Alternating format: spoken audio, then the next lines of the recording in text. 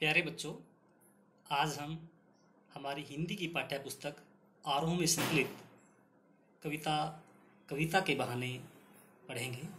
इस कविता के रचयिता है कुंवर नारायण। कुंवर नारायण ने जब यह कविता लिखी तो उस समय यह आशंका थी कि कविता अपने महत्व को खो देगी, परंतु कविताएं लंबे समय से अपनी महक, अपनी खुशबू बिखेरती आ रही हैं। तो आइए आज हम पढ़ते हैं कविता के बहाने। कविता एक उड़ान है चिड़िया के बहाने, कविता की उड़ान भला चिड़िया क्या जाने, बाहर भीतर इस घर उस घर, कविता के पंख लगा उड़ने, कविता के माने चिड़िया क्या जाने। कुंवर नारायण कहते हैं कि कविता एक चिड़िया की उड़ान की भांति है। कवि कविता किसी भी विषय वस्तु को लेकर के लिख सकता है। कवि कहता है कि जो चिड़िया की उड़ान है वह सीमित है, परंतु कविता की उड़ान असीमित है। कवि अपनी कल्पना के पंख लगा करके इस असीमित आकाश में कहीं भी उड़ सकता है। जो चिड़िया है वह इस नीले गगन में कुछ सीमा तक उड़ सकती है। चिड़िया इस घर से उस घर, बाहर भीतर आती जाती रहती है, और जब कविता को कल्पना के पंख लगते हैं तो वह बहुत ही दूर तक कहीं भी आ जा सकती है। जो कविता की यह शक्ति है वह चिड़िया नहीं जान पाती। कहने का तात्पर्य यह है कि कवि अपनी कविता को कल्पना के पंख लगा करके कहीं भी ले जा सकता है। वह किसी भी विषय वस्तु को प्रस्तुत कर सकता है। आइए आगे देखते हैं। कविता खिलना फूलों के बहाने। इस पद्यांश में कवि कहते हैं, कविता एक खिलना है फूलों के बहाने, कविता का खिलना भला फूल क्या जाने, बाहर भीतर इस घर उस घर, बिना मुरझाए महकने के माने फूल क्या जाने।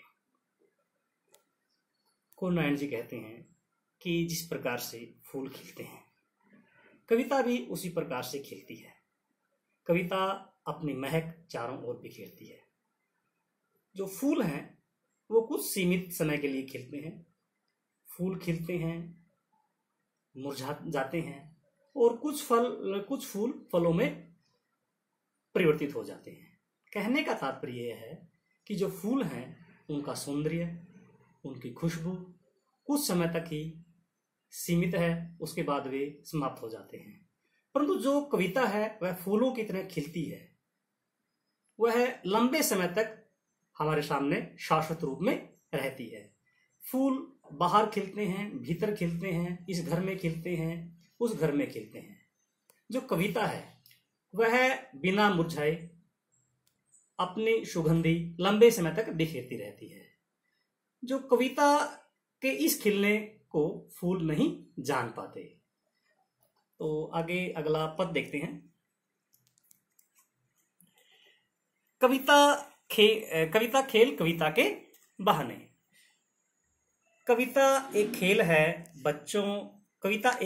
बच्चों के बहाने, बाहर भीतर यह घर वह घर, सब एक कर देने के माने बच्चा ही जाने। कवि इस पद्यांश में कहता है कि जब कोई व्यक्ति बच्चे को विषय वस्तु बनाकर कविता लिखता है, तब वह कविता वास्तव में बच्चों के खेल के समान होती है। बच्चों के मन में अपना पराया का कोई भाव नहीं होता।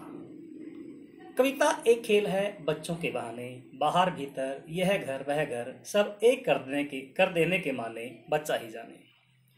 बच्चा प्रत्येक घर को अपना घर समझता है। वह उस घर में बड़ी खुशी के साथ खेलता है। ठीक इसी प्रकार जो कविता है वह पाठकों के साथ कोई भेदभाव नहीं करती। वह प्रत्येक पाठक या श्रोता को समान रूप से आनंद प्रदान करती है। जैसे बच्चों के खेल में कोई भेदभाव नहीं होता, वह सभी को परस्पर जोड़कर रखता है। ठीक उसी प्रकार कविता भी समाज को आपस में जोड़कर रखती है। यह कविता 60 के दशक में लिखी गई। इस कविता का महत्व आज भी उसी प्रकार से है। एनसीईआरटी की जो पाठ्य पुस्तक है, इस कविता को 2007 में शामिल किया गया। जब से यह पाठ्यक्रम हम पढ़ रहे हैं, तब से यह कविता पढ़ाई जा रही है। तो एक बार कविता यदि लिख दी गई तो उसका महत्व कभी भी समाप्त नहीं होता। तो इस प्रकार से हमने इस कविता में देखा कि कविता में चिड़िया के साथ तुलना की गई है। उसके बाद कविता में फूल और कविता की तुलना की गई है। बच्चे किस प्रकार से खेलते हैं, बच्चों के सपने किस प्रकार से हैं, बच्चे किस पर कुलांचे भरते हैं, बच्चों की तुलना कविता से की गई है। आइए अब हम देखते हैं काव्य सौंदर्य में। कविता के बहाने काव्य सौंदर्य में यदि हम देखते हैं तो पहले हम भाव सौंदर्य की बात करते हैं। भाव सौंदर्य में कविता व चिड़िया की उड़ान की तुलना की गई है। कविता की उड़ान असीम है, उसकी कोई सीमा नहीं है। चिड़िया की उड़ान सीमित है। दूसरे पद में कविता और फूल के महकने की तुलना की गई है। कविता का महकना शाश्वत है। और जो इसका तीसरा पद है, अंतिम पद है, उसमें बच्चों और कविता की आत्मीयता, उनके असीम सपने की तुलना की गई है। अब हम इसके शिल्प सौंदर्य की बात करते हैं। कविता एक उड़ान। इस पंक्ति में मानवीयकरण अलंकार का प्रयोग किया गया है, क्योंकि कविता भी जो जड़ चेतन वस्तु है, वह एक मानवीय गुण दर्शाया गया है, वह उड़ रही है। कविता के पंख में रूपक अलंकार का प्रयोग किया गया है। चिड़िया क्या जाने, इसमें प्रश्न अलंकार है, प्रश्न पूछा गया है। मुरझाए महकते, इसमें अनुप्रास अलंकार है। ये थी अलंकारों की बात। यदि हम इसमें और शिल्प सौंदर्य की बात करें, इस पूरी कविता में शांत रस का सुंदर परिपाक हुआ है। प्रसाद गुण है, क्योंकि जब हम इस कविता को पढ़ते हैं तो हमारा मन शांत रहता है। इस कविता में जो शब्द शक्ति है, वह अभिधा शब्द शक्ति प्रयोग की गई है। इस कविता में वर्णात्मक शैली का प्रयोग किया गया है। यदि हम बात छंद की करें तो इस कविता में मुक्तक छंद का प्रयोग किया गया है। मुहावरे एक कर देना, इस मुहावरे का बहुत ही सुंदर ढंग से प्रयोग हुआ है। भाषा सहज सरल और विषय अनुकूल है। तो इस प्रकार से इसके शिल्प सौंदर्य में ये प्रमुख बातें हमारे सामने उभर कर आती हैं। तो प्यारे बच्चों, आज के लिए इतना ही काफ़ी। कल फिर मिलते हैं नए विषय के साथ। बहुत बहुत धन्यवाद।